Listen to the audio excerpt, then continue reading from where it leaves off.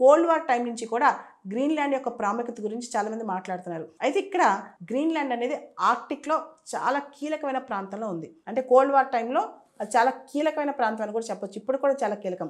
Greenland defence కానీ, foreign policy కానీ, security కానీ ఇవన్నీ డెన్మార్క్ చూస్తుంది. గ్రీన్లాండ్ ఇంటర్నల్ అఫైర్స్, గ్రీన్లాండ్ సపరేట్గా ఎలక్షన్ జరుగుతాయి అనమాట. అయితే ఇప్పుడు గ్రీన్లాండ్ అనేది మాకు డెన్మార్క్లో కూడా మేము ఉండం, మాకు కంప్లీట్ ఇండిపెండెన్స్ కావాలని కోరుతుంది అనమాట. అయితే అమెరికాలో కూడా మేము వెళ్ళాం, అమెరికా అనెక్స్ చేసుకోవడానికి మాకు వీల్లేదని చెప్పి దాదాపు 80% గ్రీన్లాండర్స్ ఆశిస్తున్నారంట. ఇవన్నీ పక్కన పెడితే గ్రీన్లాండ్ చుట్టూ చాలా rare earth metals, critical minerals ఇవన్నీ ఉన్నాయన్నమాట. దాంతోపాటు గ్రీన్లాండ్ సంబంధించి టూరిజం కానీ, critical minerals, rare earth minerals mining కానీ ఇవన్నీ కూడా ఇప్పుడు చాలా క్రూషియల్ రోల్ ప్లే చేస్తుంది అనమాట. ముఖ్యంగా smart phone industries, advance defence సిస్టమ్స్లో ఈ రేర్ ఎర్త్ మెటల్స్ అనేవి చాలా చాలా ఇంపార్టెంట్. మనందరూ తెలుసు రేర్ ఎర్త్ ఎలిమెంట్స్ విషయంలో చైనా డామినేట్ చేస్తుందన్నమాట.